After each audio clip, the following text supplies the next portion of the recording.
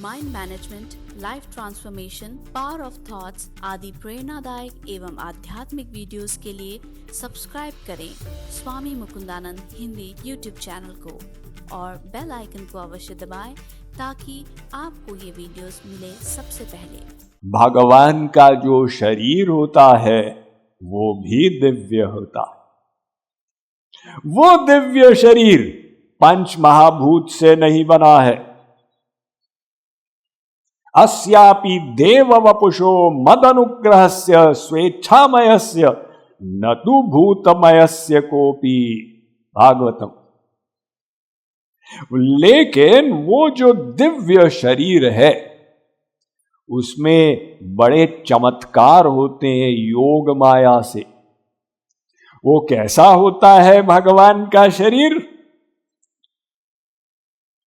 ये ऐसा होता है जैसा शब्दों में बताया नहीं जा सकता। क्यों?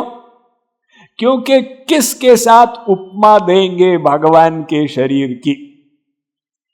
जिस चीज के साथ देंगे वो सांसारिक है। तो भगवान के अलौकिक शरीर में और संसार में कितना बड़ा अंतर।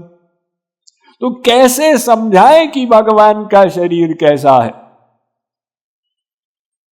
अब जैसे मान लो एक नीम का कीड़ा जो नीम के पत्ते में पैदा हुआ, वो नीम का कीड़ा आकर आपसे पूछे, क्यों जी ये रसगुल्ला कैसा मीठा होता? तो आप कहें रसगुल्ला कैसा मीठा होता है? भाई नीम के कीड़े, तुमने चीनी खाई है क्या? नहीं साहब, हमने चीनी तो खाई नहीं। अच्छा, तुमने गुड़ खाया है? नहीं साहब, हमने तो गुड़ भी नहीं खाया। तो तुमने कोई मीठी चीज खाई है? नहीं साहब, हमने तो कोई मीठी चीज खाई ही नहीं। तो आप कहेंगे नीम के कीड़े, तुमने जब कोई मीठी चीज ही नहीं खाई तो फिर हम तुमको कैसे समझाएं कि ये रसगुल्ला कैसा मीठा होता है? अगर तुमने गुड़ ही खाया होता हम बता देते कि रसगुल्ला उससे 10 गुना मीठा। और तुमने कभी कोई मीठी चीज नहीं खाई तो हम एक नीम के कीड़े को रसगुल्ले का स्वाद कैसे समझाएंगे? इसी प्रकार से हम पूछते हैं संतों से कि भगवान का शरीर कैसा होता?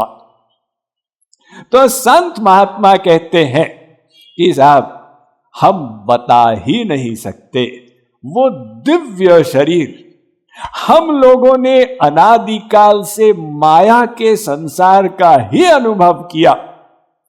वो दिव्य जगत के एक परमाणु का भी अनुभव नहीं किया। फिर भी एक आइडिया देने की दृष्टि से संतों ने लिखा, जैसे किसी ने पूछा कि श्री राम का रंग कैसा है, उनके शरीर का वर्ण कैसा है, गोरे हैं कि काले हैं कि सांवले हैं कि क्या है? तुलसीदास जी ने उत्तर दिया, नील सरोरुह नील मणि। श्री राम के शरीर का रंग एक नील कमल के जैसा है। अब कोई विचार करे कि ये बात सही लिखी है कि गलत लिखी। नील कमल तो आप सब तमाम देखते हैं, उगते रहते। तो नील कमल 2 कौड़ी का होता, उसके रंग में वो आकर्षण थोड़ी है कि आप देखकर समाधिस्थ हो जाएं। और भगवान का शरीर ऐसा कि जनक जैसे ज्ञानी देखकर विभोर हो गए। तो यदि भगवान का रंग नील कमल के समान है, भगवान भी 2 कौड़ी के हो गए। जी नहीं, ये जो नील कमल बता रहे हैं ये भगवान का असली रंग है ही नहीं। उनका असली रंग तो दिव्य है। अब वो दिव्य बात को संसार की उपमा से कैसे समझाएं? या तो संत लोग चुप हो जाएं तो कोई समझ ही नहीं पाएगा, और या फिर वो हमको आइडिया देने के लिए कुछ कुछ बता देते। वरना फैक्ट में अगर समझना चाहें तो यूं समझे कि भगवान का शरीर आनंद से बना हुआ है। आनंद मात्र कर पाद मुखोदरादि, भगवान के हाथ सिर पैर सब आनंद से बने हुए। अब आप बताएं, कोई शरीर आनंद से बना हुआ है, ये बुद्धि कैसे समझे? उसमें हार्ड मास नहीं है? नहीं साहब, वो आनंद ही है। सत्य ज्ञानानंतानंद मात्रैक रसमूर्तयः, वो भगवान का जो आनंद है अभी हम लोग उसका अनुभव नहीं कर सकते। हम लोग कहते हैं गुरुजी भगवान के दर्शन करा दो। गुरुजी अगर फ्री फंड में भगवान का आनंद हमको अभी दिलवा देंगे, जानते हैं क्या होगा? हमारा शरीर उसको सहन नहीं कर पाएगा, हम मर जाएंगे वहां पर। संसारी आनंद को पाकर व्यक्ति मूर्छित हो जाता है। किसी को पता चला तुम्हारी लॉटरी खुल गई 56 लाख की, हाँ बस हार्ट अटैक। एक बार एक गरीब आदमी था, वो बड़ी समस्याओं में उलझा हुआ था। उसने कहा चलो भाई लॉटरी टिकट खरीद लेते हैं, क्या करें, 4 लड़कियों का विवाह कराना है, बच्चे को सेटल करना है। तो ये सब समस्याओं से उसका हार्ट भी कमजोर हो चुका था, एक बार हार्ट अटैक भी हो गया था। अब पतिदेव तो ऑफिस गए हुए थे, लॉटरी का रिजल्ट आया, पत्नी ने मिला के देखा, हे भगवान, पतिदेव की तो लॉटरी खुल गई 1 करोड़ की। तो पत्नी ने कहा वाह, लेकिन साथ में चिंता लग गई। अब पतिदेव को पता चलेगा 1 करोड़ की लॉटरी खुल गई, उनको फिर हार्ट अटैक ना आ जाए।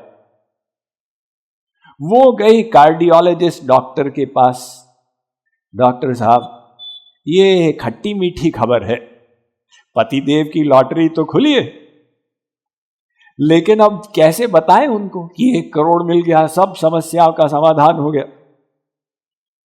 डॉक्टर ने कहा चिंता मत करो, मैं शाम को पहुंचूंगा, जब वो ऑफिस से आएगा ये खबर मैं उसको बताऊंगा। तो शाम को पतिदेव भी आए, डॉक्टर भी आया।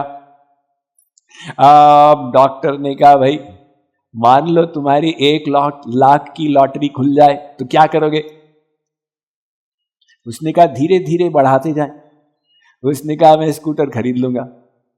अच्छा मान लो तुम्हारे 5 लाख की लॉटरी खुल गई, फिर क्या करोगे? उसने कहा 1 लड़की का विवाह करा दूंगा। अच्छा मान लो 15 लाख की खुल गई, फिर क्या करोगे? वो धीरे धीरे बढ़ाता गया। तो उसने कहा मान लो तुम्हारी 80 लाख की लॉटरी खुल गई तो क्या करोगे? फिर 1 करोड़ की खुली। उसने व्यक्ति ने कहा डॉक्टर साहब क्यों ऐसी हवाई किले बना रहे हो, मुझ गरीब की कहाँ 1 करोड़ की लॉटरी खुलेगी, लेकिन अगर खुल गई मैं आधा आपको दे दूंगा। जैसे डॉक्टर ने सुना उसका हार्ट अटैक हो गया। यानी हमारे अंतःकरण में सुख और दुख दोनों को सहन करने की एक सीमा होती। जहां दुख ज्यादा हुआ मूर्छित हो गए, जहां सुख ज्यादा हुआ वहां मूर्छित हो गए। और भगवान का आनंद अनंत मात्रा का, यो वै भूमा तत्सुखम, वो सुख अभी हमको मिल जाए तो अंतःकरण ही फट जाएगा। इसलिए वो अंतःकरण को साधना के माध्यम से अधिकारी बनाना पड़ता। तो वो भगवान का दिव्य शरीर है, लेकिन अगर हम उस शरीर को अभी देखेंगे हमको पता नहीं चलेगा। क्या मतलब? मतलब देखिए, जब भगवान राम आए त्रेता युग में 11,000 वर्ष तक, तो हम लोग यहीं पे थे पूर्व जन्म में। जब श्री कृष्ण आए द्वापर के अंत में 125 वर्ष तक, तो भी हम यहां थे। यानी ये हमारा पहला जन्म नहीं है, हमारे अनेक जन्म हो गए और नाना भांति राम अवतारा, अनेक प्रकार से भगवान के अवतार हुए। तो हो सकता है हम भी अवतार काल में भगवान को देखें, लेकिन पहचान नहीं पाए। क्यों? ये योग माया का कमाल, भगवान के शरीर का ऐसा चमत्कार है कि जिसके अंतःकरण में जितनी शक्ति होती है उसको उतनी ही दिव्यता दिखती है। झाकी रही भावना जैसी, प्रभु मूर्ति देखी तिन्ह तैसी। जो तामसिक व्यक्ति ने था उसने कहा श्री कृष्ण घोर लोफर, और जो राजसिक व्यक्ति ने कॉमन मैन जैसे हम हैं वैसे है। सात्विक व्यक्ति ने कहा ठीक है अच्छे हैं लेकिन भगवान नहीं। और सिद्ध महापुरुष देखकर विभोर हो गए। तो आप ये चिंता मत करें कि साहब अगर भगवान मिल गए हम उनको कैसे पहचानेंगे। जब तक अंतःकरण दिव्य नहीं होगा हम पहचानने नहीं वाले। Mind management, life transformation, power of thoughts आदि प्रेरणादायक एवं आध्यात्मिक वीडियोस के लिए सब्सक्राइब करें स्वामी मुकुंदानंद हिंदी यूट्यूब चैनल को और बेल आइकन को अवश्य दबाएं ताकि आपको ये वीडियोस मिले सबसे पहले।